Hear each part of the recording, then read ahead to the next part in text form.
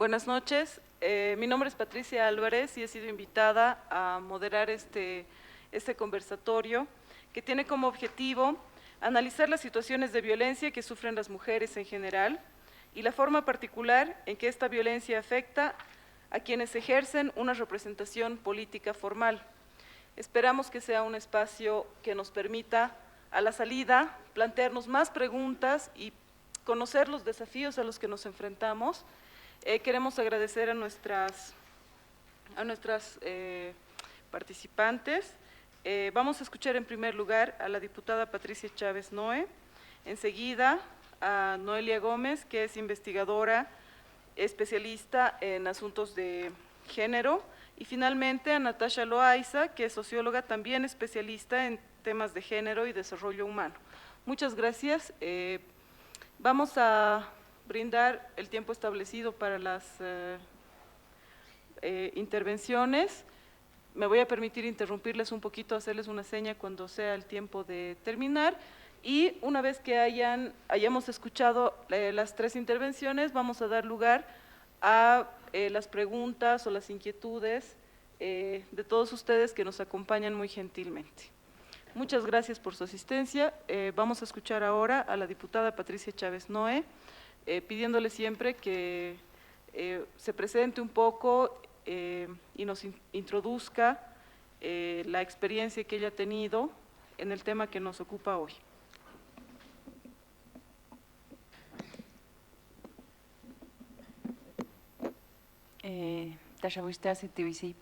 Muy buenas noches a todos. Mi nombre es Patricia Chávez Noé.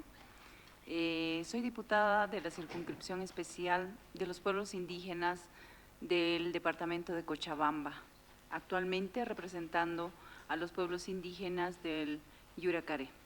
El pueblo del Yuracaré tiene en el Departamento de Cochabamba también representación a nivel de esta legislatura 2015-2020. Para mí es un placer estar aquí con las panelistas que realmente son expertas en este tema. Siempre es bueno aprender y también es bueno dar algunas experiencias que tenemos como legisladores en la Asamblea Legislativa Plurinacional. Cuando somos mujeres y somos de pueblos indígenas, y aún más cuando venimos de comunidades indígenas que anteriormente eran olvidadas, es más complejo aún esta situación para los hombres y para todos, ¿no? La discriminación la recibimos desde estos tres sentidos: por ser mujer, por ser indígena y por venir de las comunidades indígenas, ¿no? Donde a veces no tenemos luz, agua. Bueno, en estos 5 años eso ha cambiado al 50%, yo diría, y es un avance muy importante. Para mí, como legisladora del pueblo Yuracaré, yo soy del pueblo Yuracaré y me siento muy orgullosa por estar aquí más que todo, ¿no? Y representar a un pueblo. No solo se representa a un pueblo. Las tierras bajas tenemos 7 curules en el Parlamento actualmente, 7 curules de mujeres y de hombres. Tratamos de ser equitativos en este sentido. En esta legislatura nosotros hemos sido más mujeres que hombres, y eso hemos tratado de que de aquí en adelante esos derechos que tenemos como mujeres sigan así, ¿no? Hablar de mujer, política y violencia es complejo, realmente complejo, porque cuando tú llegas a la palestra y estás en funciones aún, es más aún complejo. Pero es un reto, porque no por el hecho de que tú seas de los pueblos indígenas no vas a poder, todos podemos llegar a donde uno se propone, ¿no? llegar a las universidades, llegar a hablar de tú a tú con todas las personas, donde vayamos. Quiero darles a conocer más o menos cómo se ha ido trabajando en nuestras comunidades y cómo se ha elegido dentro de las comunidades para llegar a la paridad y la alternancia que tenemos actualmente desde el 2009. La Constitución Política del Estado nos respalda en este sentido porque anteriormente ni siquiera teníamos opción a llegar al Parlamento. A partir del 2019 para acá tenemos esa opción de estar hombres y mujeres indígenas de tierras bajas en especial. Yo siempre hablo de tierras bajas por el tema de que somos 34 pueblos indígenas de tierras bajas y los demás están en tierras altas, ¿no? Que son el aymara y quechua, que nos superan en este sentido, ¿no? Nosotros de tierras bajas somos minoría, pero aún tenemos esa oportunidad de participación. Somos minoría en población y tenemos los curules en el Parlamento. Es muy difícil llegar a ser una diputada mujer en el Parlamento porque a lo largo de estos años los hombres han salido a las luchas, a las marchas, en este caso en tierras bajas, ¿no? Yo hablo más que todo de tierras bajas. En la marcha del 90, cuando se hizo la marcha para los territorios indígenas, evidentemente han salido, yo no pude porque en ese tiempo todavía estaba en la universidad, pero siempre hemos apoyado desde donde estamos a nuestros pueblos. Es muy difícil porque en las comunidades indígenas la mujer no participa mucho en las asambleas, en los cabildos, en las decisiones políticas, aún más no se participa todavía. Es muy diferente hablar desde la ciudad, hablar de las organizaciones que ya evidentemente ya están establecidos, ¿no?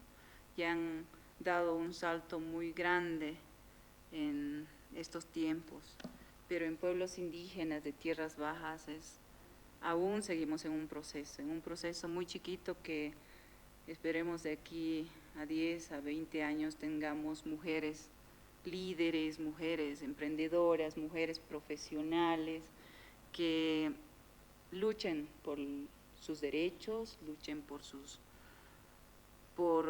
todos los derechos humanos que tenemos cada uno de nosotros, ¿no?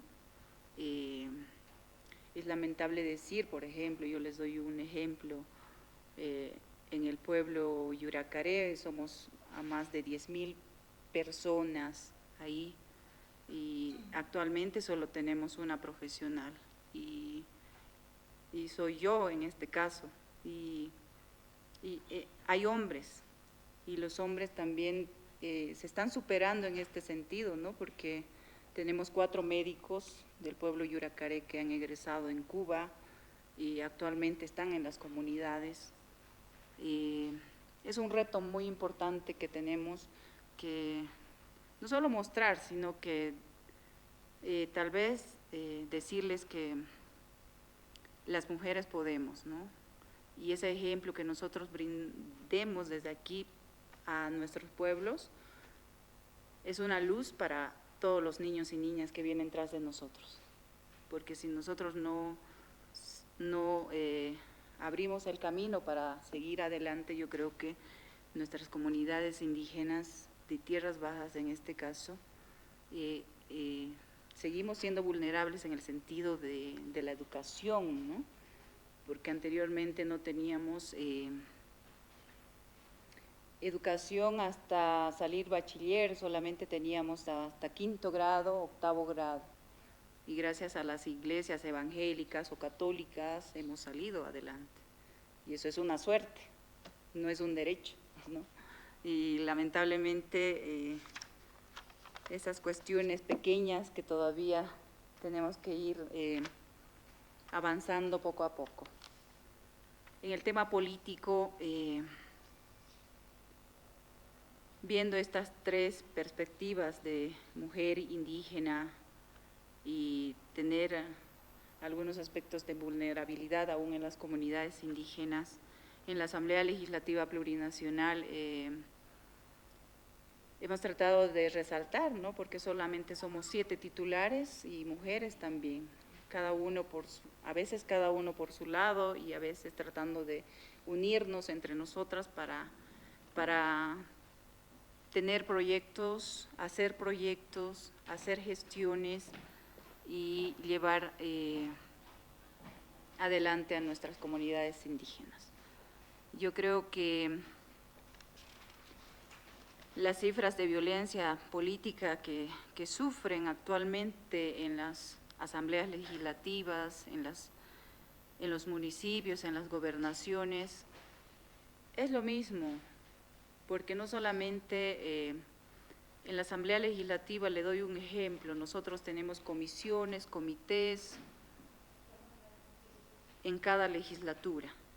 Esas comisiones y comités a veces son repartidos a las personas que realmente pueden llevar una comisión o un comité. Anteriormente los parlamentarios indígenas y mujeres se iban solamente a la Comisión de Pueblos Indígenas, ¿no? Y eso no se hizo en esta gestión porque también nosotros como pueblos indígenas tenemos los mismos derechos que cualquier ciudadano. En este sentido, me tocó asumir la presidencia de la Comisión de Salud y Educación de la Cámara de Diputados en la gestión 2017 y fue una experiencia muy bonito y a la vez también fue comprometedor porque fiscalizar a médicos, fiscalizar a hospitales, más aún cuando tú eres indígena y mujer todavía, es muy complicado. Tuve que leer libros, tuve que aprender a leer protocolos internacionales para que cuando yo vaya a hacer las inspecciones en el departamento esté a la altura, ¿no?, de las inspecciones. Y me funcionó y por eso yo con mucha humildad le digo que nosotros podemos, nosotras las mujeres, empoderarnos y de algo que queremos y eso nos puede ayudar bastante. Son aspectos que tal vez en el futuro se puede ir cambiando, se puede tal vez empoderar a las mujeres indígenas, a las hermanas campesinas, sin discriminar, ¿no?, a nadie.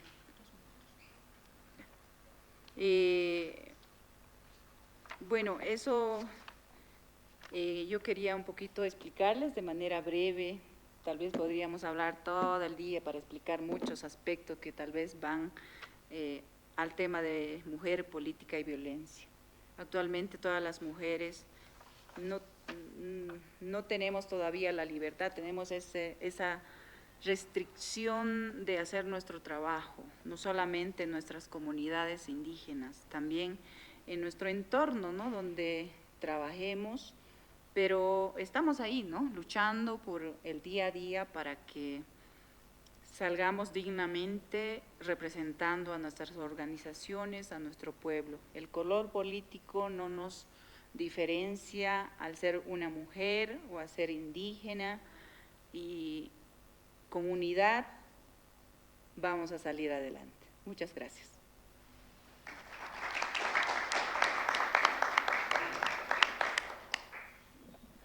Muchas gracias. Le voy a dar la palabra ahora a Noelia, por favor.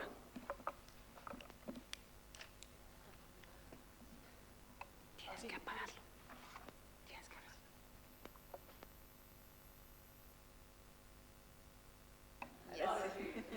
Es que yo estaba viendo la lucecita y no se encendía.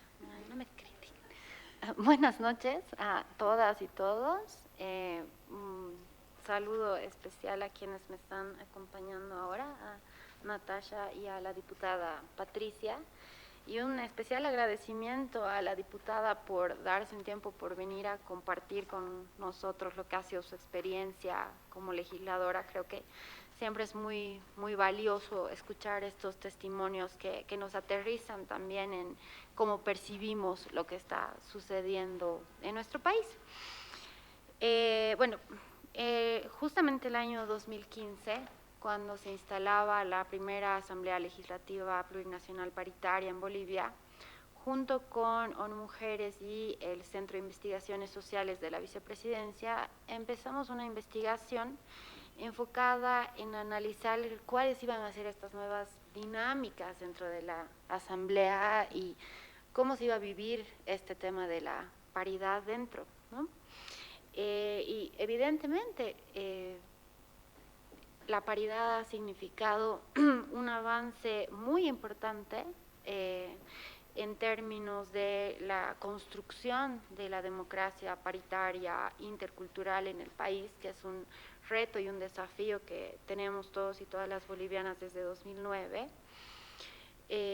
Sin embargo, también nos encontrábamos con algunas cosas que sorprendían todavía y que probablemente no se las había tomado en cuenta antes.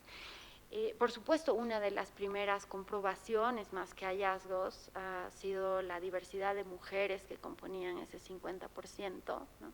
Y una vez más la necesidad de salir de el hecho de hablar de mujer como si fuera un ser homogéneo, igual, sino que justamente esta diversidad se estaba reflejando en la Asamblea, y no solamente en términos de trayectorias, de pertenencia o no a pueblos indígenas, organizaciones sociales de base, sino en las agendas políticas, en las reivindicaciones, en la manera en cómo estas mujeres se relacionaban con sus pares, hombres y mujeres, y por supuesto en las diferentes maneras de hacer política.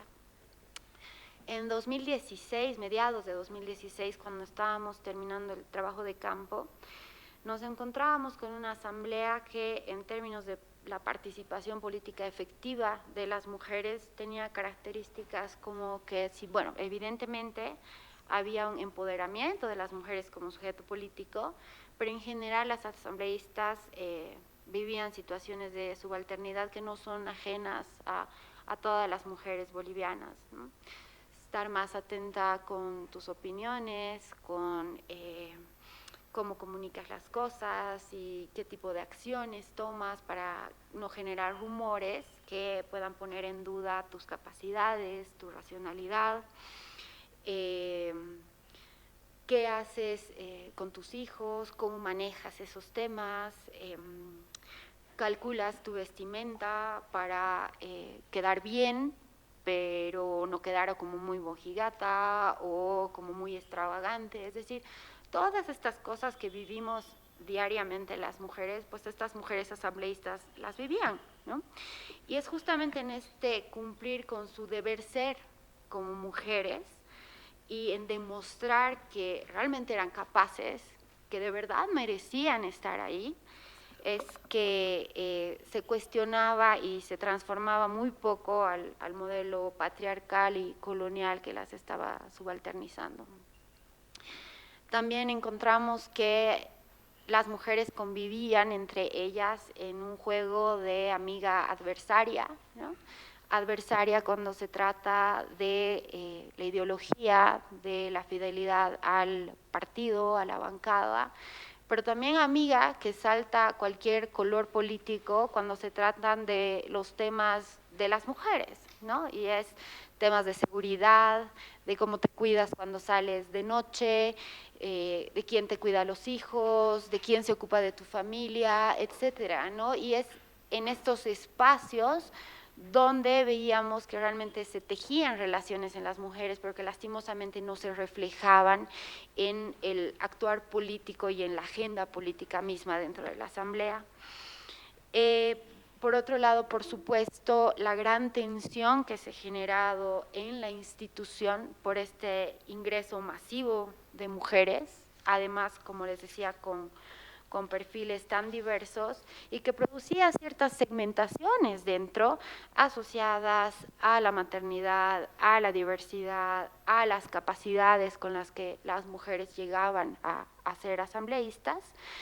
Entonces, para ese entonces, nuestra conclusión principal era que la Asamblea Legislativa Plurinacional era un espacio que había acogido, incluido a las mujeres, donde por supuesto se les permitía ciertos posicionamientos en el ejercicio del poder, pero donde se cuestionaba muy poco los referentes discursivos profundamente machistas y patriarcales, ¿no? Y claro, esto no significa que las mujeres no hayan podido ejercer el poder o estar en puestos de toma de decisión, pero sí que la capacidad de cuestionamiento, de innovación política, particularmente en términos de género, era bastante restringida. Como se trataba de una asamblea nueva, primera asamblea paritaria, ¿no? y recién había pasado un año de su instalación, la verdad es que nosotras creíamos que estas conclusiones para 2020 muchas de ellas ya no iban a ser válidas, ¿no? Y bueno, es triste darse cuenta con el testimonio de la diputada y también con todo lo que hemos estado viendo, que todo esto sigue absolutamente siendo válido y que se sigue viviendo al interior de la Asamblea, y que en estos 5 años es muy poco lo que se ha podido avanzar en términos de garantizarles a las mujeres mejores condiciones para su actuar político, y que por supuesto eso se debe a vacíos, no tanto en términos normativos, sino a que no han habido cambios estructurales en tanto respuestas institucionales, respuestas desde la sociedad, que logren de alguna manera modificar el sentido común en torno a lo político, a cómo se hace política y a cuál debería ser el rol de las mujeres en la política. Entonces, ahora que ya casi concluye este periodo de legislación y que se nos vienen elecciones y la instalación de una nueva asamblea, creo que vale la pena ver qué ha fallado, no solamente cuáles han sido las cosas que han salido mal, sino realmente dónde están los nudos, ¿no? Y los cuellos de botella que se deberían trabajar. Entonces, yo creo que uno es que las instituciones, la política y la dinámica en la cual se incluye a las mujeres sigue siendo profundamente machistas y patriarcales, ¿no? Entonces, agarras mujeres que pueden ser diversas, son 50%, etcétera, y las metes dentro de un cubo donde las reglas de juego son machistas, son patriarcales, donde toda la normativa interna va a ser violenta con ellas desde un inicio, ¿no? Entonces, la primera violencia que se vive es esta violencia institucional, que además no solamente está en la asamblea como tal, sino viene desde antes, ¿no? Viene desde la pelea que todavía tenemos las mujeres y la necesaria fiscalización de que se cumpla con la paridad y alternancia cuando se inscriben candidatos, que no se inventen que hay más mujeres y que en realidad no hay, que cumplan con las cuotas. Dentro de los mismos partidos y organizaciones políticas se sigue privilegiando la capacitación a los militantes hombres. En las cúpulas de toma de decisión siguen estando hombres, ¿no? Entonces, claro, toda esta violencia lleva finalmente a las mujeres a una escena legislativa donde por lo menos los 2 primeros años de su gestión tienen que demostrar que si estaba bien que las pongan ahí, tienen que pagar un derecho de piso de alguna manera, ¿no? Y además tienen que capacitarse, como nos contaba la diputada, para poder realmente cumplir con el rol de legislación y fiscalización que se les exige desde el partido, las bases y la sociedad en general. Entonces, no es fácil, creo que no debería ser así. Y también el hecho de que desde los partidos y las organizaciones políticas, pese a que la ley contra el acoso y la violencia política tiene casi 8 años, en ningún caso se han tomado ni medidas serias o estratégicas para de verdad atacar la violencia y el acoso político contra las mujeres, ¿no? Y aquí vale la pena hacer un paréntesis. ¿Cuántos hombres han sido realmente condenados o castigados por temas de acoso y violencia política? Conocemos los casos, un montón de casos de las denuncias, los seguimientos que se hace desde la COBOL, el Tribunal Electoral. Claro, sabemos perfectamente que ha habido una concejala que ha muerto, etcétera, pero ¿tenemos idea de cuántos han sido condenados, castigados o aunque sea expulsados de sus partidos? No, ¿verdad? Es decir, en algunos casos hasta nos parece jocoso leer una noticia como que hay una concejala que se ha tenido que comprar una moto para perseguir a los compañeros porque no quieren que ella entre en las sesiones. Y claro, y decimos, ay, sí, qué chistoso, ¿no? Pobrecita.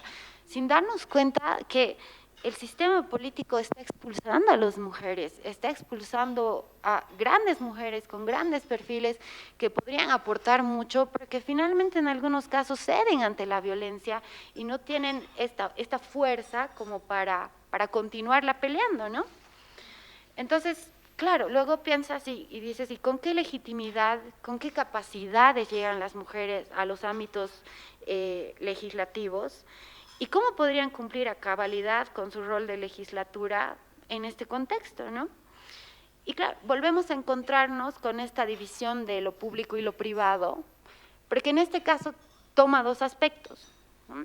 Por un lado, lo público y lo privado, cuando lo privado se convierte, tu partido político, tu bancada se convierte en lo privado, y lo público es toda la asamblea, ¿no? Y entonces dentro de lo privado tienes que arreglar estos temas que no se deberían saber o estos tipo trapitos sucios, ¿no? Entonces, claro, tu lealtad a tu bancada finalmente hace hasta que puedas justificar el que te acosen, que sean violentos, que no te traten bien, no te den la palabra, etcétera, y lo arreglas internamente y no lo haces público porque es traición a tu bancada, ¿no?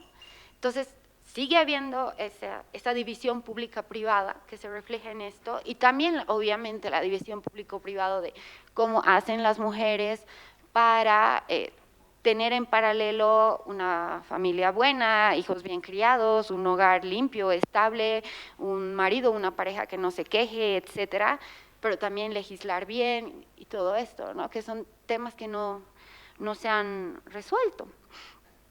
Y obviamente sé que no es el espacio para analizar el discurso que ha dado la presidenta Áñez hace unos días. Sin embargo, creo que hay un punto que vale la pena sí resaltarlo, porque creo que también engloba buena parte de cómo se sienten las mujeres en política, y es este tema de la culpa, ¿no? Ella cierra el discurso pidiendo perdón a sus hijos por no poder estar con ellos en las fiestas, en fin de año, en momentos importantes. Y claro, muestra esta culpa de estar trabajando por el país, pasar horas legislando, ser presidenta, pero que eso le resta horas de ser una buena madre, ¿no? Entonces, claro, ¿cómo se trabaja esta culpa? Es absolutamente legítima en el sentido que de verdad hay muchas mujeres que así lo sienten, pero también en algunos casos es como un plus para las mujeres, ¿no? Que se las ve mejor, genera empatía, ¿no? Y con esto no quiero generalizar, pero sucede, ¿no? Y es esta autovictimización de abandono a mis hijos, abandono a mi casa, este sufrimiento y esta culpa que traigo por estar aquí hoy legislando, la que me hace mejor en política y que finalmente te mantiene en ese espacio de autovictimización desde el que no puedes cuestionar y no cuestionas al sistema que finalmente te está generando esa culpa, ¿no? Que creo que también es un tema importante que se lo debería trabajar. Y bueno, finalmente, pues es que así el actuar político de las mujeres todavía sigue siendo pasado por el filtro del deber ser, de las mujeres con estándares de si es buena madre, es buena en política, porque va a cuidar a la bancada, se va a preocupar, si es fiel a su pareja, va a ser fiel a la bancada, no nos va a traicionar, etcétera. Y claro, si tienes una vida privada donde estás casada, tienes hijos, estás muy bien vista, se meten menos en tu vida privada porque ya eres la mujer de alguien, entonces ya no te cuestionan el que se mete con el uno, con el otro, seguramente está de presidenta de tal comisión porque se ha acostado con tal, con cual, ¿no? Y finalmente, nuestras vidas privadas siguen siendo estos filtros con el que nos califican para ver cuán buenas somos o no en política. Entonces yo creo que esos son los retos más grandes y bueno, en general eso, perdón por tardar un poco más de lo esperado. Muchas gracias. De todas maneras, pienso que cuando tengamos ya el momento de interacción va a haber oportunidad para cerrar algunas ideas que podemos aprovechar. Ahora voy a agradecer mucho la participación de Natasha, por favor. Bueno, gracias. Muy buenas noches a todas, a todos. Quiero agradecer también a la presidencia de la Asamblea Plurinacional, al PNUD también, a Bianca por la invitación. Es un gusto estar esta noche aquí discutiendo este tema de mujer, política y violencia. El objetivo de este conversatorio, como está planteado, es reflexionar sobre las condiciones de violencia que sufren las mujeres y la forma en la que ésta se expresa ante su actuación política, y también analizar la situación de violencia que sufren las mujeres en general y la forma particular de la violencia política. Entonces, vamos a tomar estos objetivos para centrar lo que quiero ahora plantearles. Y quiero partir rescatando algunos conceptos de lo que estos objetivos nos plantean.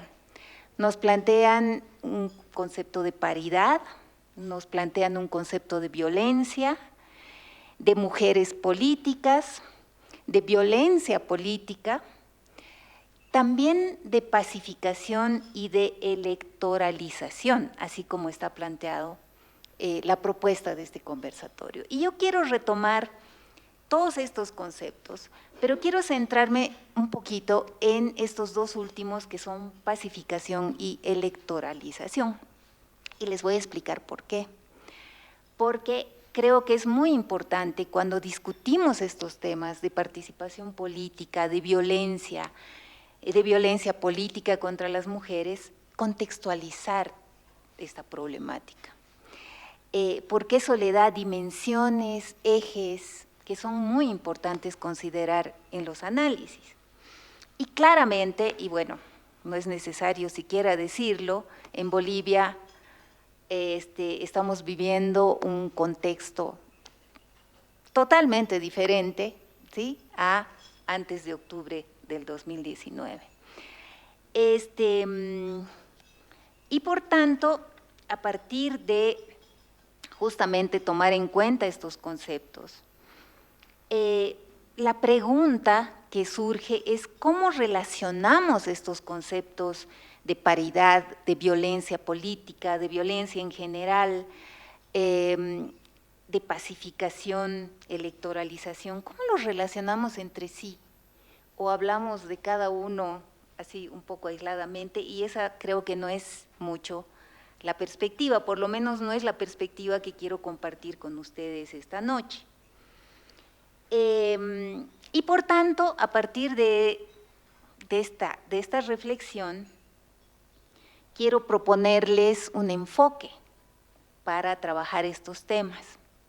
Y este enfoque es el enfoque de mujer, paz y seguridad. Es un enfoque que no ha sido muy fuertemente tratado en el país porque desde la resolución 1325, que ustedes deben conocer, por supuesto, desde esta resolución se plantea fuertemente que este tema de paz y seguridad, de mujer, paz y seguridad, es un tema relacionado, vinculado con la violencia armada, con contextos de violencia armada. Y en el país, hace mucho tiempo, que pues nos planteábamos que estábamos bastante lejos de esos contextos, como podía ser el caso de Colombia, como podía ser el caso, digamos, de contextos donde estas situaciones de violencia armada se daban con mucha evidencia. Pero quiero proponerles el enfoque de mujer, paz y seguridad ahora, porque realmente el país está viviendo desafíos, primero porque el país está viviendo desafíos enormes en la posibilidad de lograr procesos de construcción de paz y mantenimiento de paz.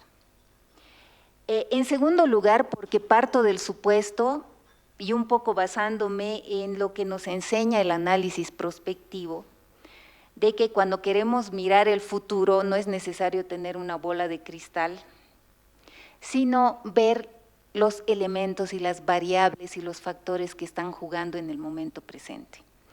Y lo que estamos viendo en el momento presente está prefigurando de una manera muy importante lo que podemos esperar que suceda en el futuro, por lo menos en el mediano plazo. Entonces, tomando en consideración todos estos aspectos, es importante y cobra absoluta relevancia este enfoque de mujer, paz y seguridad.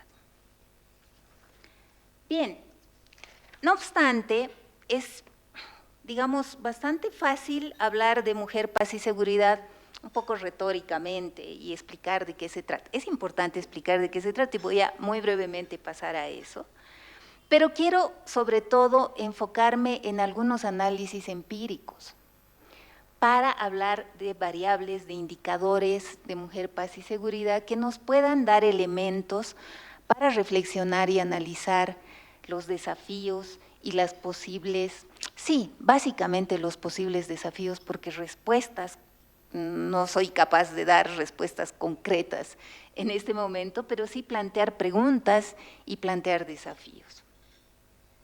Entonces, bien, la resolución 1325 que fue adoptada por el Consejo de Seguridad de Naciones Unidas en el año 2000, pues es una resolución muy importante para haber sido tomada en el marco justamente del Consejo de Seguridad, porque es un Consejo de Seguridad cuyas características todos conocen, todas conocen aquí, pero que sí ha tomado en consideración el tema de paz y seguridad específicamente en la problemática de género, y eso es importante.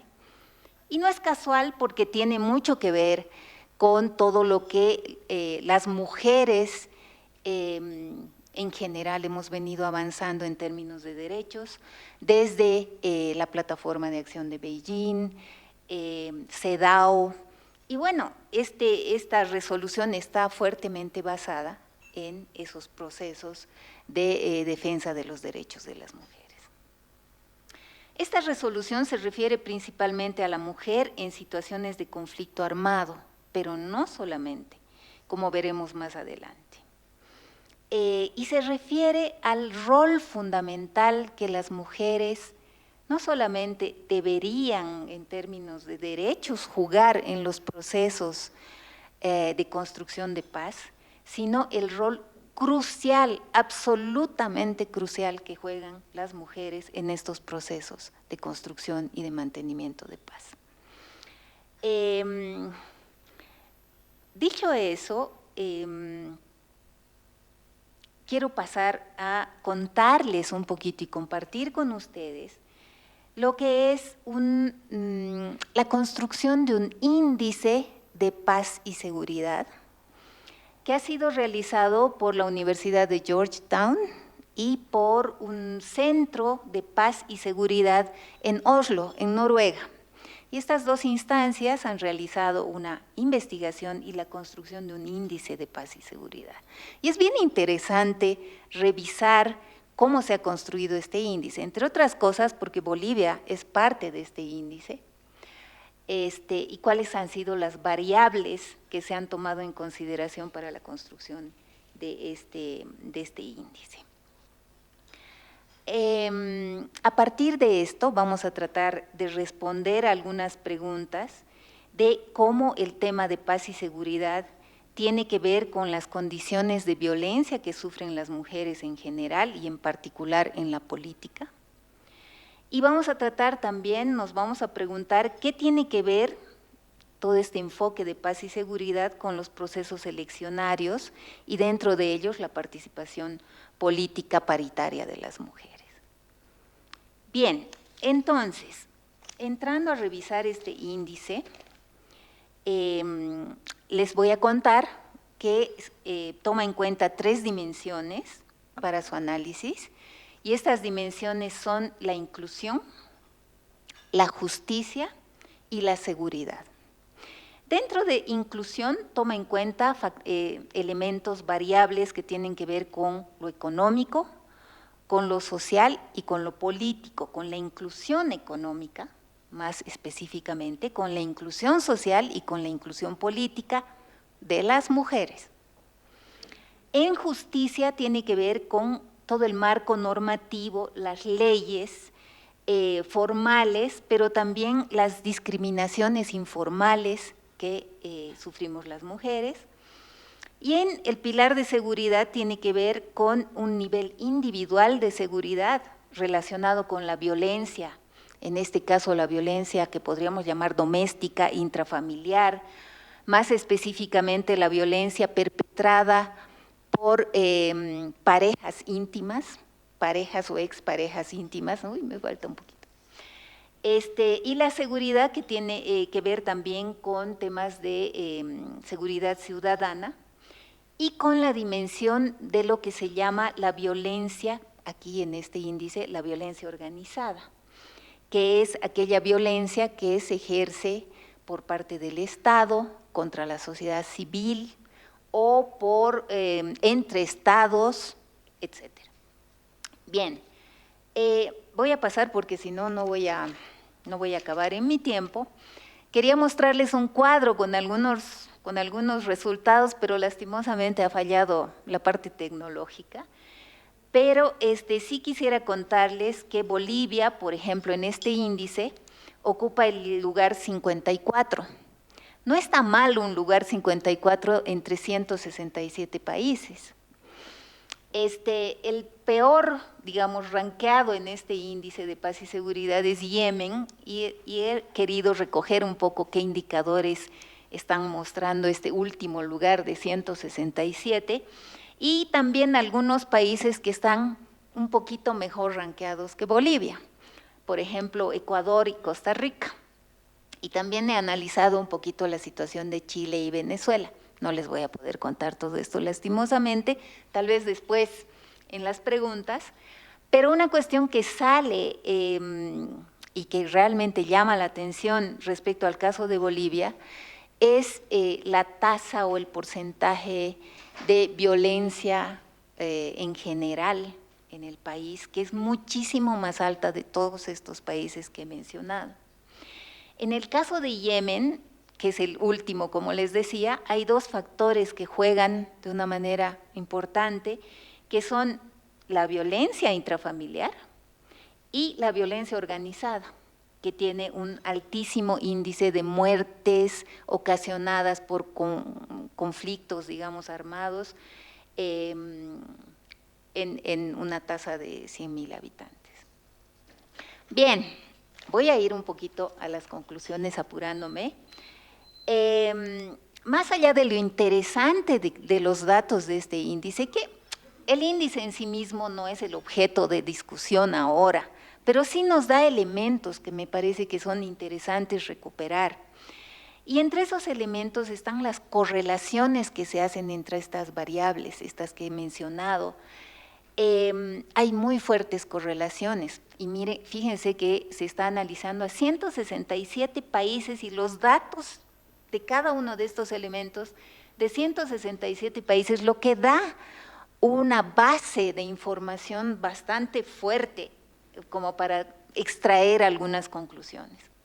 Y las conclusiones en la correlación de todos estos factores, algunas de las más importantes que quiero rescatar, es que en países donde hay, es decir, más bien que hay una correlación muy alta entre altos índices de violencia intrafamiliar y violencia organizada, por ejemplo. Es decir, esto quiere decir que es muy probable que países que tienen muy altos índices de violencia intrafamiliar tengan también escaladas de violencia organizada. Eso por una parte. Por otra parte, cómo estos factores también están vinculados, la violencia organizada o la escalada de una violencia organizada está vinculada con el incremento en la violencia sexual.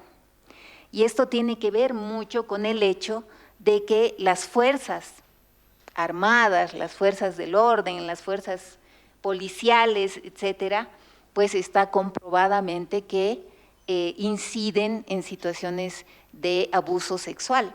Inclusive esto ha sido planteado para las fuerzas de paz de Naciones Unidas, así que no es extraño en absoluto que esto sea así. En situaciones donde se saca a las fuerzas armadas a las calles, es muy probable que la violencia sexual se incremente. Lo malo de esto es que en esas situaciones y en esos contextos es muy difícil que se denuncie, y mucho menos que se tomen medidas al respecto, ¿no? Entonces esto es algo que nos plantea una alerta muy fuerte.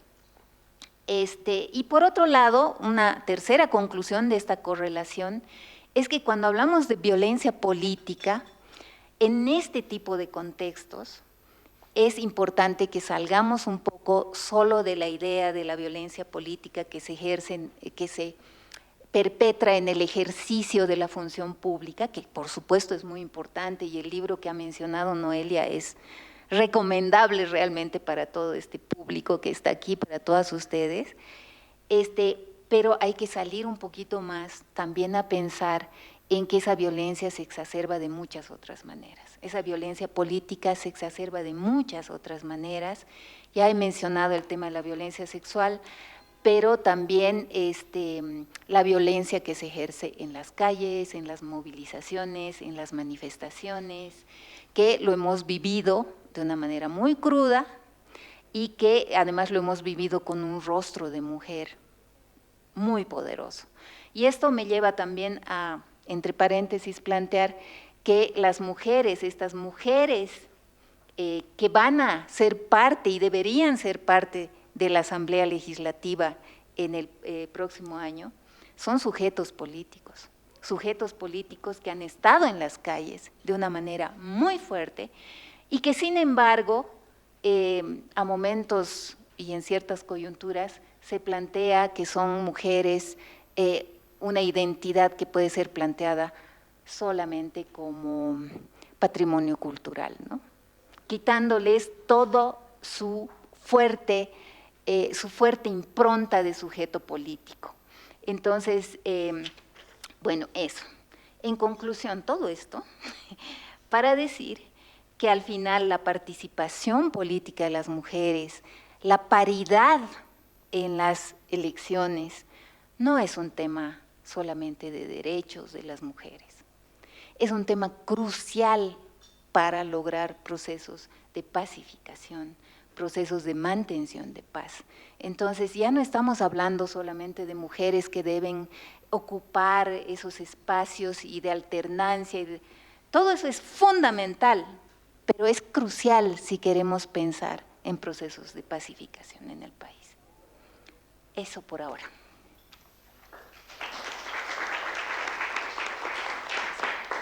Muchas gracias.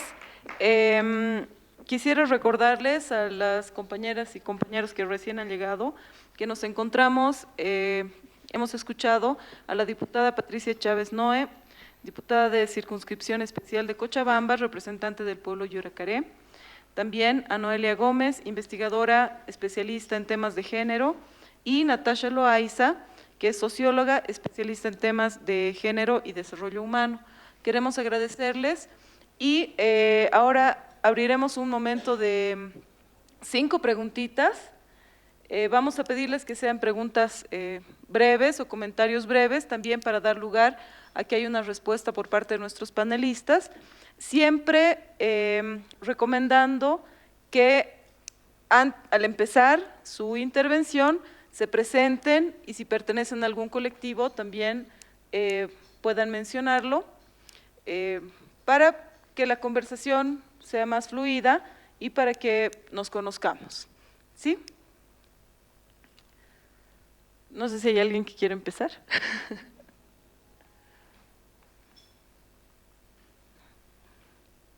Bianca, tal vez, por favor. ¿Hay otro más? Ay, tal vez. Empezaremos con usted, hermano.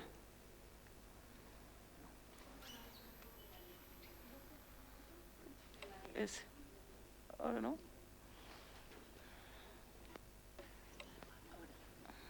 Ahí el joven va a ayudar. Buenas noches, principalmente al panel que ha expuesto y también a todos los presentes, hombres y mujeres. Bueno, primeramente uno, al hablar de mujeres, hablar de muchos papeles que cumple una mujer y que está obligada a cumplir como ama de casa, como madre, esposa, hermana, hija, y a la vez las mismas funciones que tiene que cumplir en el hogar.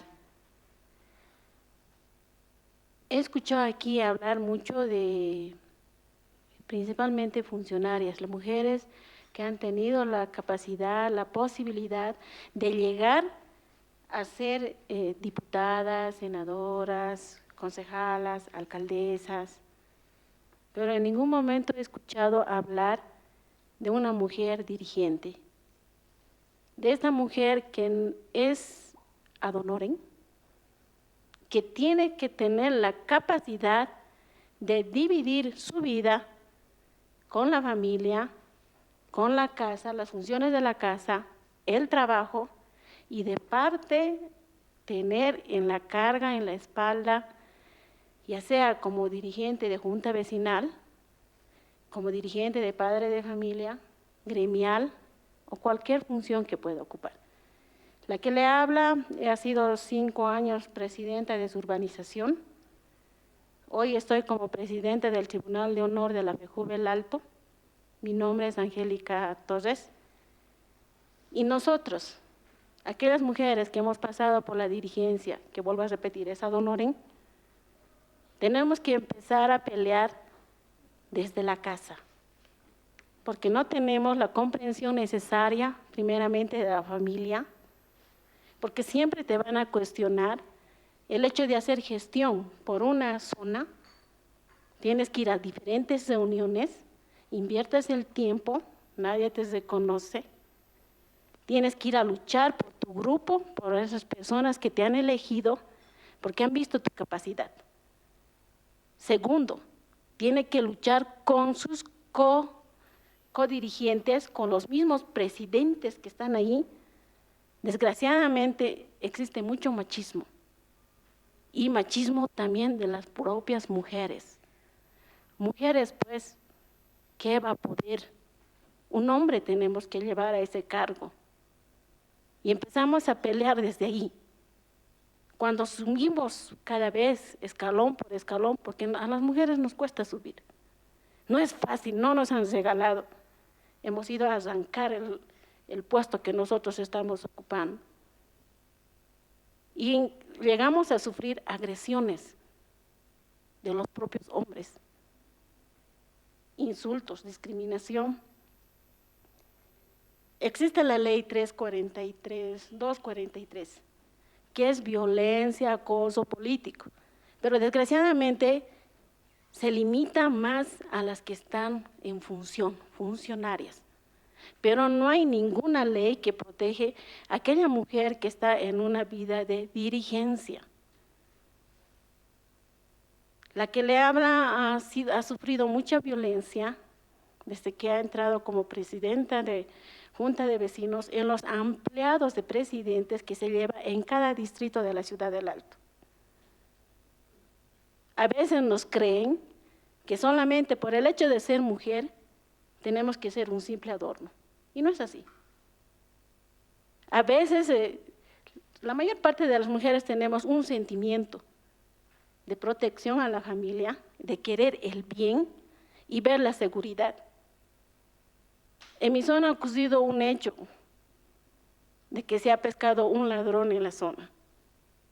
Y nosotros como mujeres, en mi papel de presidenta, yo había armado, lo primero que hice hacer un grupo de WhatsApp de la zona.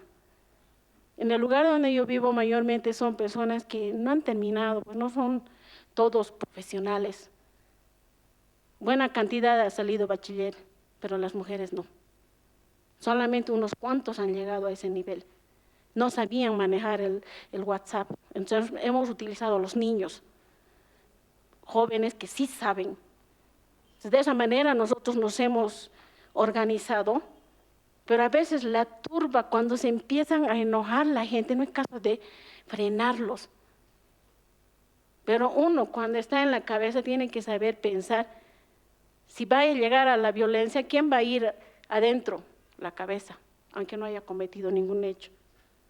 Entonces, tenemos que ponernos a pensar como mujer todo tipo de esos aspectos.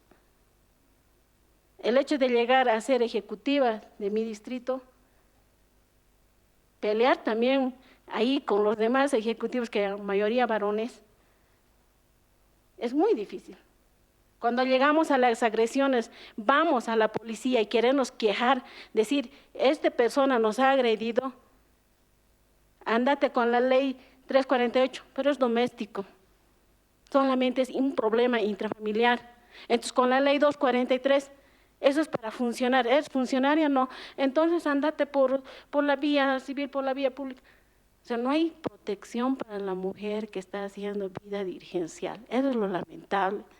Espero que, yo sé que aquí va a haber muy futuras diputadas, futuras senadores, se pongan a pensar en aquella mujer que está trabajando ad honorem y que está teniendo esta violencia política dentro de las organizaciones vivas. Eso me gustaría también preguntar a las señoras del panel. ¿Qué se está haciendo? ¿O se ha hecho algo o se piensa hacer algo para proteger a este grupo de mujeres? En la FEJUVE El Alto son 160 ejecutivos, de los cuales solamente son 26 mujeres. Imagínense la diferencia. Entonces, para poder llegar a ser como dirigentes tenemos que unirnos todos nosotros y empezar a desechar el machismo de nuestros propios pensamientos, porque el machismo no empieza del hombre, el machismo empieza de la mujer. También tenemos que empezar a cambiar nuestra conducta. Esta vida dirigencial lo que me ha enseñado, la mujer por naturaleza es rencorosa. Cuando nos peleamos no nos queremos ni ver, pero las mujeres tienen que ver a los hombres. Los hombres se pelean con unas copas, se dan unos cuantos puños y son los mejores amigos, pero las mujeres no somos así. Esos cambios de mentalidad los tenemos que hacer y pido, y no sé si han hecho algo por las mujeres que están en este papel de dirigencia. Gracias. Muchas gracias. Por ahí, por favor. Buenas noches, mi nombre es Claudia Condori, soy de Huarmisisa.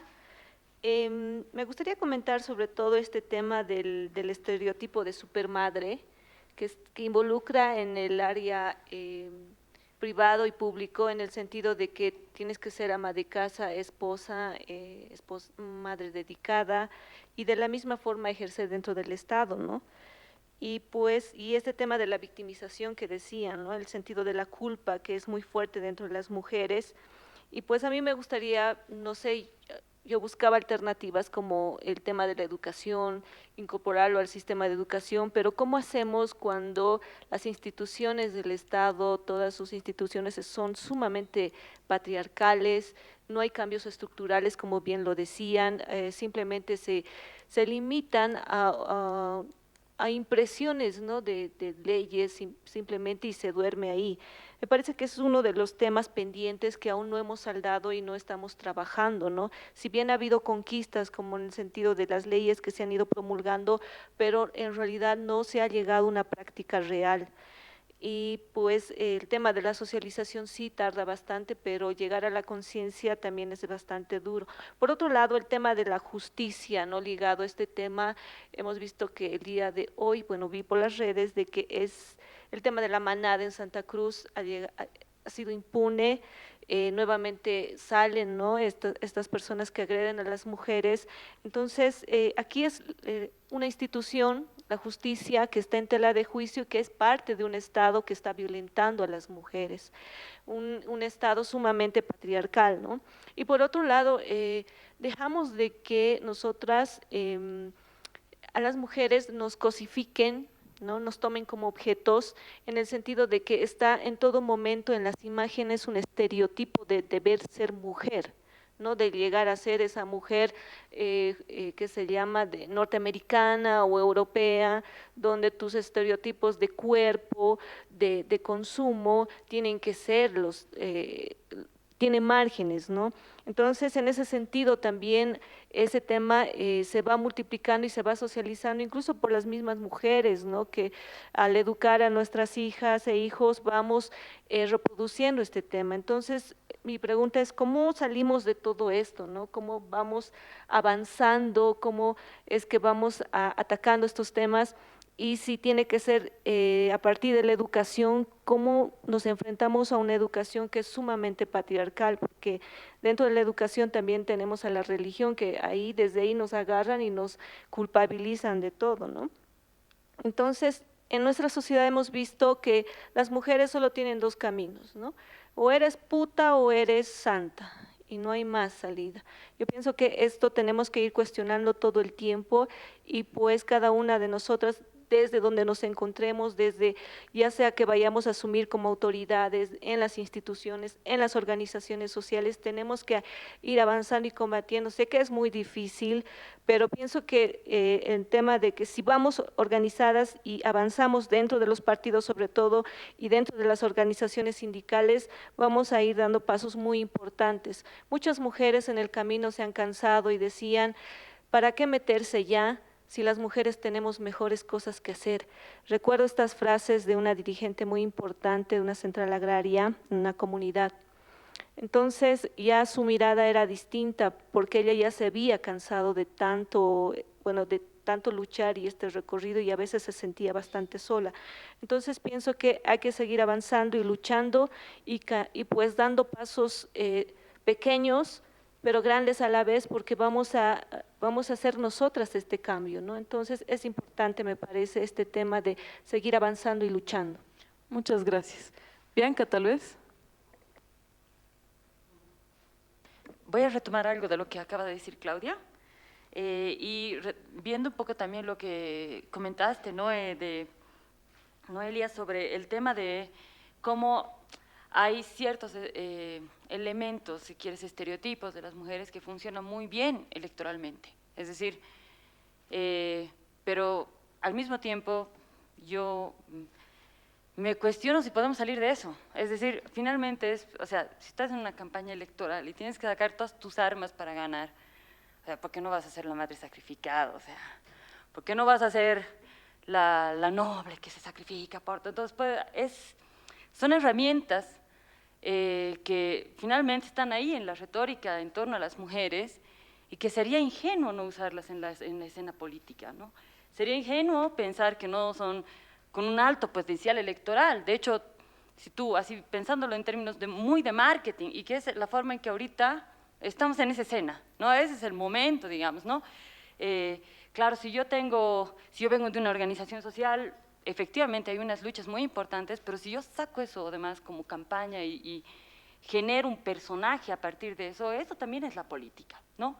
Entonces, ¿hasta qué punto, y esa es la pregunta, hasta qué punto la idea de esta paridad que hemos instalado nos va a permitir salir de estos estereotipos, o más bien los va a ratificar? siempre, porque finalmente venden muy bien en términos electorales, sirven para hacer campaña, o sea, tener Áñez como candidata nos dice mucho de estas cosas, ¿no? Nos plantea muchas de estas cosas y realmente probablemente los espacios que no son tan electoralizados, tan marqueteros, tengan más opciones de permitirnos cuestionar esto, permitirnos cuestionar los estereotipos, porque me parece que en el escenario partidario es complicado, ¿no? No sé si hay otra pregunta. Por favor.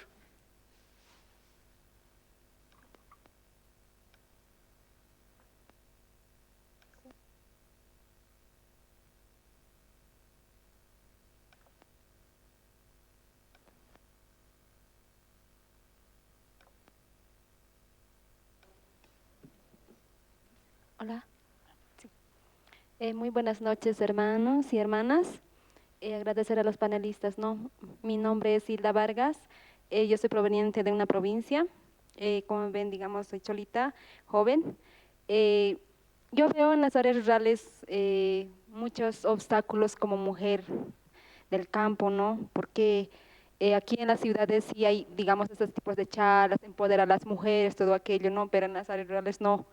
Yo como mujer este año justamente estoy ocupando cargo y tengo varios obstáculos porque no dejan, digamos, que tomes una autoridad siendo mujer, ¿no? Porque como la hermana anteriormente decía, no hay leyes para mujeres que están autoridades originarias, todo aquello, ¿no? Esos obstáculos que una ley o una normativa que nos avala como mujeres sindicales o autoridades originarias que somos. Para mí, yo quisiera, digamos, el Parlamento o alguien que tomen estos puntos, ¿no? Hay la ley 348, digamos, empoderar a la mujer, la violencia, todo aquello, pero hay mucho por trabajar aquí en adelante, ¿no? Esta temporada, por ejemplo, estamos con ya temas electorales, ¿no? Como mujeres, a veces en los partidos políticos te condicionan como mujer. En las áreas rurales yo veo a concejalas, dirigentes que toman o alcaldesas.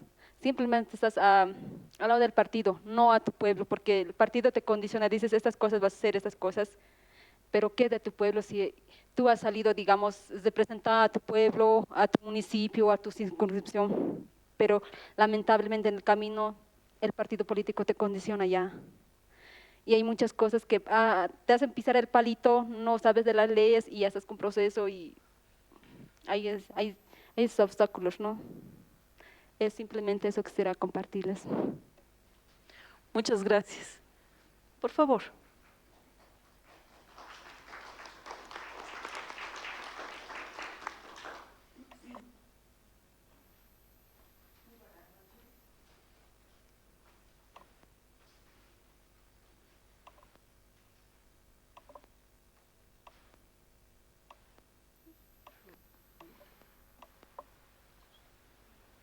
Muy buenas noches, mi nombre es Yolanda, soy gremial, pero soy parte de una estructura que ya uno va superándose, no por el hecho de que es gremial, no podemos llegar a la universidad, no muchos nos ven en ese sentido, uno porque tal vez es una mujer humilde, trabajadora o vendedora, piensan que no nos vamos a superar, pero más al contrario, eso nos da fuerza a nosotros como mujeres para podernos superar y ser algo.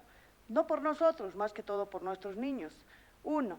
Por otro, vemos que cuando incursionamos en la política, yo veo que muchos varones se sienten pues que la mujer es mucho más capaz y demostramos esa capacidad, tal vez primero silenciosamente, vamos captando, después expresamos y cuando ya expresamos, ¿qué hacen los varones? Siempre nos quieren acortar y es más dañino cuando la mujer es otra mujer que te está haciendo la competencia. Y eso es más triste, porque la mujer es más dañina que un varón. Y eso es muy lamentable y ese es un punto que quisiera que tomemos claro y tomemos conciencia de lo que podemos realizar con las mujeres mismas de nosotros para no poder realizarnos ese daño que podemos hacernos, porque ese es un daño más profundo, más grande y te hacen con cizaña, como decimos nosotros vulgarmente. O sea, eso tenemos que un poquito reflexionar nosotros como mujeres. Creo que si queremos empoderarnos como mujeres, tenemos que hacerlos con la práctica, tenemos que colaborarnos entre mujeres y si una es mucho más capaz que la otra, adelante, empujarla desde abajo para que ella salga adelante. Y nosotros estamos detrás de ellas para poderlos empoderar como queremos hacerlo. Por otra parte, esta violencia del esposo hacia la mujer, gracias a Dios no tengo esposo porque soy mujer viuda, pero sí tengo mi niño por quien tengo que trabajar y tengo que luchar día a día. ¿Eso qué me ha hecho? Me ha fortalecido bastante. El ser viuda me ha fortalecido porque no he tenido una persona a quien decir, ¿sabes qué? Me falta esto, me falta el otro. Entonces eso me ha fortalecido para poder salir y superarme día a día. Gracias a Dios, tal vez no he tenido el apoyo ni de mi familia ni de nadie, pero he salido adelante. He sido candidata en la anterior gestión, lamentablemente no hemos podido salir porque tenía muchos proyectos para poderlo hacer. Uno que era el proyecto hacia la salud, otro que era esta defensa hacia la mujer por los maltratos, porque muchas mujeres nos callamos, especialmente las que vendemos en la calle. ¿Por qué nos callamos? Nos callamos porque ¿qué dirá la gente? ¿Qué me va a decir mi vecina? ¿Qué me va a decir mi madrina? Uy, me he casado hermoso, pero no puedo realizar un divorcio. Eso es lo que pensamos y muchas estamos encerradas en eso. Por eso les agradezco que se toque todos estos temas y quisiera que esto salga más afuera, no solamente se quede entre nosotros. Nosotros seremos transmisoras de lo que estamos aprendiendo hoy, de saber a no callarse, de saber a decir, expresar lo que nos está pasando en un hogar, lo que nos está pasando afuera o lo que nos está pasando políticamente. Tenemos que saber de expresarlo, no callarnos, porque callando nos estamos matando a nosotras mismas. Yo les pido, señoras mujeres, empezaremos a trabajar en ese sentido con nuestras compañeras. Muchas están de organizaciones, muchas están profesionales, muchas están tal vez en otro nivel, pero eso no significa que podemos ser inferiores a nadie.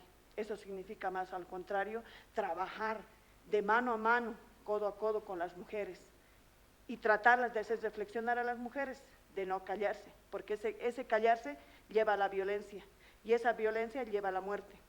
Entonces empecemos a hablar. Gracias. Muchas gracias. Vamos por favor con la ronda de comentarios y respuestas. No sé quién quiere iniciar. Diputada, por favor.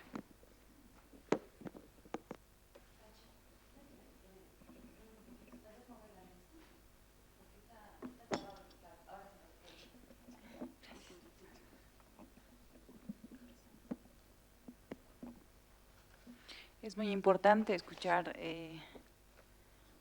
todas las intervenciones que han realizado las compañeras, evidentemente desde distintos puntos de vista.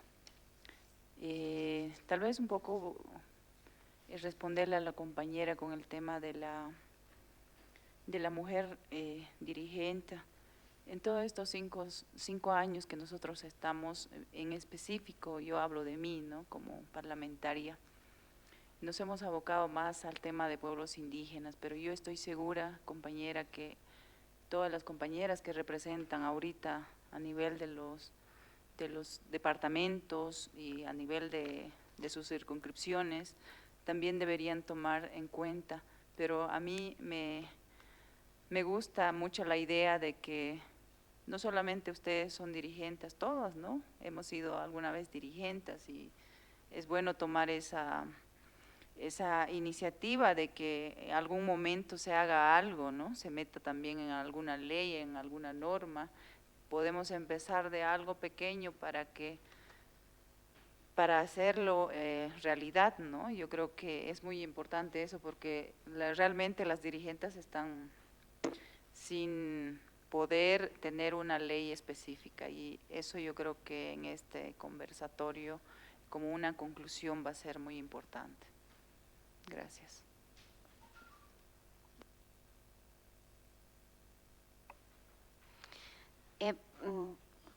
Medio difícil ir en orden con las respuestas. Tal vez un comentario general que trate de no necesariamente dar respuesta, porque en realidad muchas de las cosas que han planteado son cosas que yo creo nosotras también nos cuestionamos y que probablemente el reto esté en encontrar juntas las respuestas y las vías, ¿no?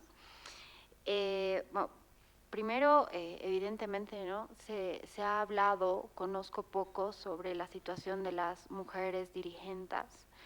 Evidentemente es un ámbito donde hay que explorar, pero como en todos estos espacios más chicos, vienen a ser un reflejo nomás de lo que pasa en la sociedad en general, ¿no? Los consejos, las juntas vecinales, la asamblea, etcétera. Y estas violencias que vemos en estos espacios chicos son las violencias que vemos en el espacio grande. Y creo que la estrategia es más una intervención de tipo estructural, ¿no? Y no por sectores diferenciados.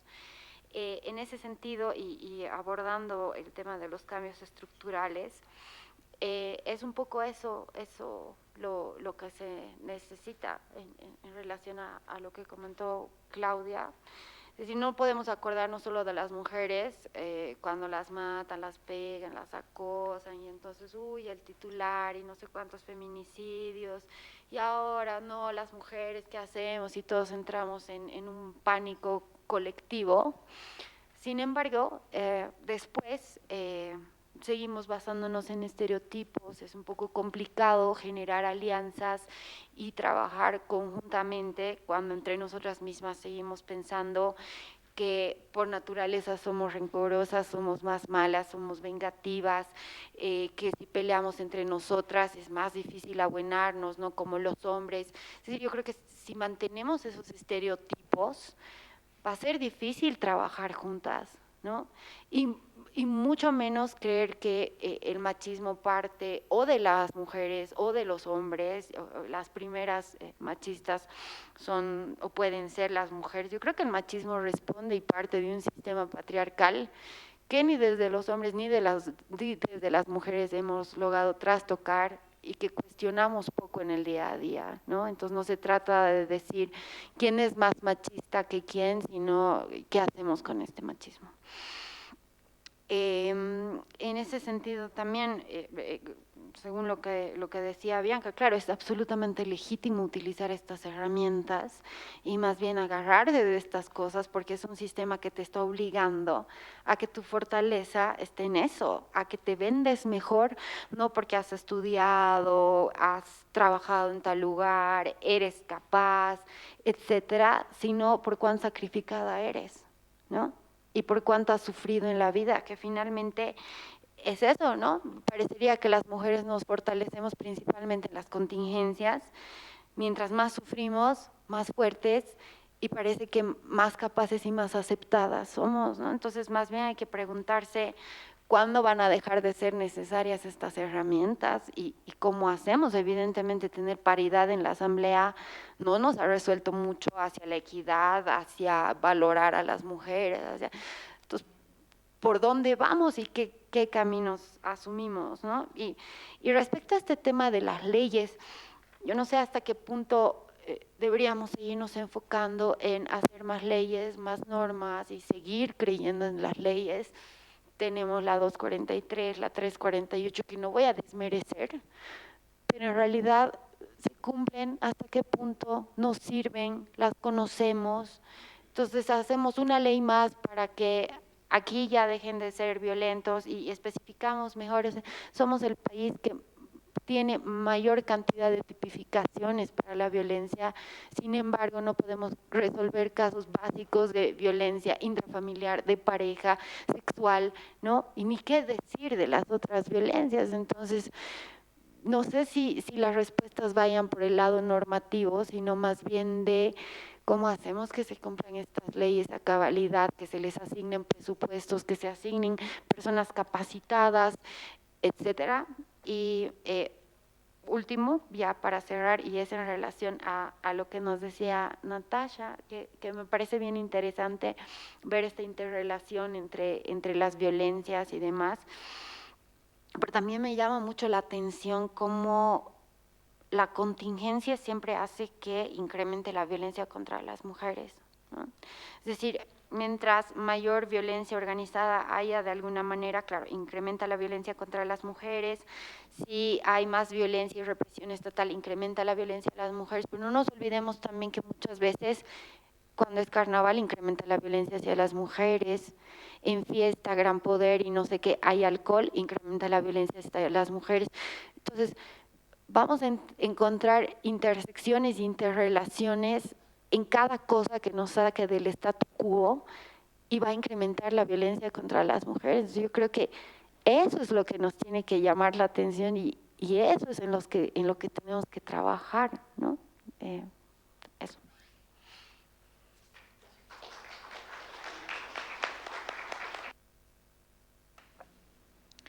Escuchando con mucha atención sus intervenciones, yo lo primero que diría es que ustedes han dado las respuestas. O sea, han planteado preguntas, pero han dado las respuestas y han planteado pues la necesidad de quitarse de la cabeza el machismo, han planteado la necesidad de superarse a pesar de todas las dificultades, han planteado el tema de la necesidad de hablar, de no quedarse callada, de expresar hacia otras mujeres estas problemáticas y preocupaciones, y todo eso no es otra cosa que parte de las soluciones que ustedes mismas vislumbran a los problemas que viven en su propia experiencia, y creo que eso sucede con todas las mujeres. Ahora, yo no soy muy optimista respecto a que los escenarios vayan a ser mejores en términos de que haya mejores condiciones en la Asamblea para el trabajo de las mujeres, a que haya menos violencia política. No soy muy optimista y siento mucho decírselos, pero yo tengo la impresión de que vamos caminando a paso de cangrejo, así como vamos. Entonces, ¿qué queda frente a esa realidad? Es decir, lo que queda es verdaderamente una lucha muy ardua, sin cuartel, seguir luchando, seguir trabajando en los espacios y en aquello por lo que nosotros luchamos con convicción y con compromiso. Y esa es una lucha ardua y no creo que los escenarios vayan a ser mucho mejores. También me provoca un poco hablar del tema de las leyes. A momentos se plantean las leyes como soluciones mágicas. Es decir, hay una ley y listo. Y si esa ley se tiene que cumplir, se tiene que implementar y esa es la solución a los problemas. Y la verdad es que no es así. Es decir, y lo vemos, lo hemos visto, lo hemos podido experimentar, así que no estamos tampoco hablando de cosas que no sabemos. Porque tal vez estamos pensando en una sola dimensión de la resolución de los problemas, y esa sola dimensión a veces la pensamos como una dimensión penal, ¿sí? De penalizar esas acciones, lo cual no está mal en absoluto, pero no es suficiente posiblemente de pensar y enfocar los problemas solamente desde una perspectiva de leyes y penalización. Yo creo que tenemos que preguntarnos por la calidad de la sociedad, la calidad de la política misma para la solución de esos problemas. Vale decir, estos problemas que se plantean en esta mesa tienen soluciones que son mucho más grandes que solamente una ley, pero esas soluciones son justamente las soluciones por las que luchamos, nos comprometemos, a pesar de todas las dificultades, y ustedes mismas lo están planteando en esta mesa. También me gustaría referirme un poco a este tema de la confrontación entre mujeres. Yo soy un poco escéptica respecto a la solidaridad, un poco idealista entre las mujeres. Soy muy escéptica respecto a eso. ¿Por qué? Porque yo no creo en una esencialidad de ser mujer, es decir, que porque eres mujer, eres la mejor, la más fantástica, la buena, la incorruptible. No es verdad. Es decir, cuando hablamos de luchas de mujeres, no estamos hablando de que todas las mujeres somos buenas por esencia, ¿verdad? Hay mujeres que estamos de un lado de la lucha y hay mujeres que están del otro lado de la lucha. Y el enfrentamiento entre mujeres creo que no es en absoluto un pecado original, en absoluto, al contrario. Si uno quiere avanzar, tiene que avanzar defendiendo sus ideales y defendiendo sus objetivos y defendiendo sus luchas, y seguramente se va a llevar en el camino a muchas mujeres que están por otros caminos, ¿verdad? Y bueno, tercero y finalmente, hay, yo creo, un tema que es fundamental y es el tema que ustedes también lo han mencionado, que es el tema de la acción colectiva, ¿no? ¿Y qué quiere decir esto desde mi perspectiva? Primero, que los problemas que estamos planteando no son problemas solo de las mujeres, no son problemas anecdóticos de las mujeres, que a veces los vemos como problemas anecdóticos, es decir, esa mujer me miró mal, me trató mal, mi marido no me deja ir a la reunión, en mi partido político no me dejan asumir el liderazgo. A veces vemos estos problemas como problemas anecdóticos de cosas que nos pasan, no. Son problemas que tenemos que plantearlos como problemas políticos, ¿sí? Y en ese sentido, involucrar a otras mujeres en estos problemas. Ustedes lo han dicho, ¿sí? Y eso para mí es la acción colectiva. Es decir, politizar estos temas. La violencia es un tema político. La lucha contra la violencia es un tema político, ¿sí? La violencia política contra las mujeres es un tema político, no es un tema anecdótico. Y en la medida en que politicemos estos temas, vamos a involucrar a otras mujeres en la lucha por la solución. Me provoca esas reflexiones lo que ustedes han dicho.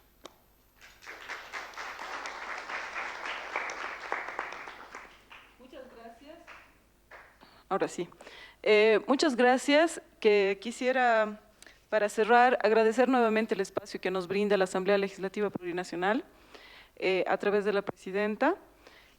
Agradecer a todos ustedes por estar aquí, por compartir con nosotros sus experiencias de vida, que es muy valioso porque nos permite entender también que no podemos hablar de mujer, tenemos que hablar de mujeres en plural, sabiendo que no tenemos un denominador común, que tenemos una diversidad de luchas y de desafíos.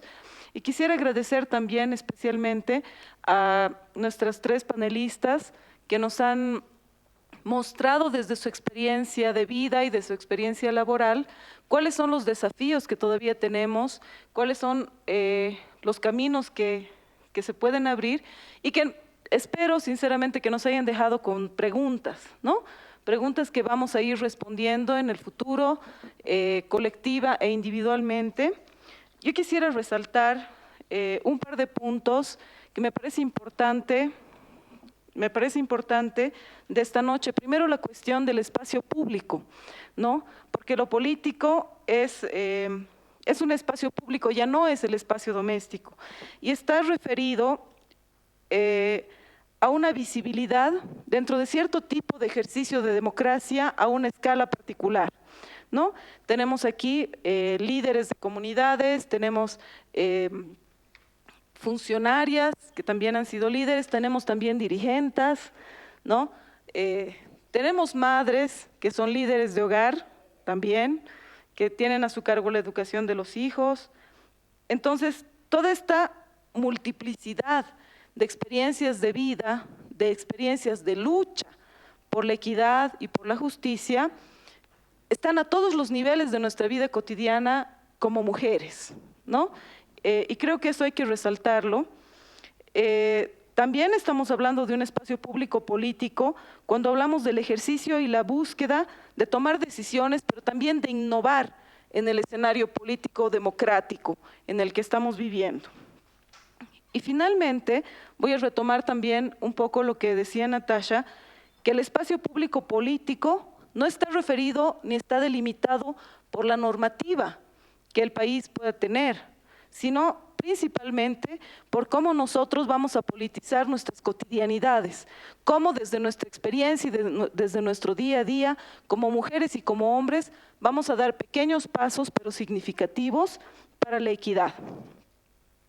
Finalmente, quisiera recuperar también el triángulo que nosotros les hemos ofrecido al invitarlos, que es mujeres, política y violencia, y contrastarlo con la propuesta que hemos recibido hoy día, que me parece que es un tema al que deberíamos darle vuelta, ¿no? Que es un poco la contraposición ya la propuesta, que es mujeres, paz y seguridad. Y que es un triángulo que me parece que nos coquetea en este momento particular de nuestra historia, no solamente en las ciudades, pero me parece que principalmente en estas áreas urbano-rurales, urbanas, rurales, en nuestras comunidades, ¿no? Que nos va a permitir de repente repensar nuestros liderazgos femeninos en las comunidades, en nuestros barrios, en nuestras juntas vecinales. Entonces, yo creo que ese es como una cerecita en el pastel, ¿no? Que nos va a permitir seguirle dando vueltas, ¿no? Ya no pensar en las mujeres como víctimas, sino repensarnos a las mujeres como guerreras, como luchadoras y como protagonistas de un proceso de pacificación que tanto estamos esperando. También quisiera retomar un poco de la propuesta de Noelia, la cuestión de que no tenemos un factor, un común denominador como mujeres, ¿no? Porque son muchísimas nuestras realidades. Entonces, cada una de nosotras va a buscar, a través de su experiencia y de sus capacidades y competencias, va a buscar la manera de conseguir la equidad, la justicia social. Y creo que ese finalmente puede constituirse en el denominador común que estamos buscando y que finalmente nos va a permitir dejar de ser hombres o mujeres, sino aportar a la construcción de una sociedad de equidad, ¿no? Que no nos sexualice para ser sujetos, sino que nos dé finalmente la Carta de Ciudadanía en igualdad de condiciones. Y para terminar,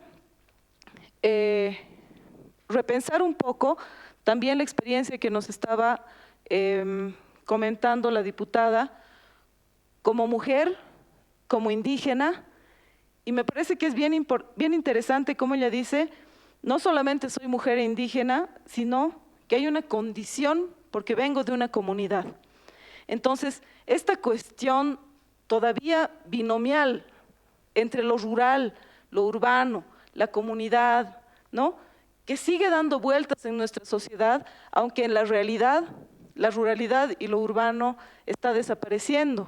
Estamos viviendo en un siglo XXI en el cual nuestra sociedad se mueve de tal manera que las categorías de rural y urbano deberían ir desapareciendo, pero sin embargo estamos viendo ciertas resistencias que también nos provocan reflexionar en el ámbito de nuestras luchas individuales y colectivas. Quiero agradecerles nuevamente su presencia y yo me imagino que en 15 días también se va a plantear una nueva mesa de diálogo a la cual están invitados y serán bienvenidos. Muchas gracias.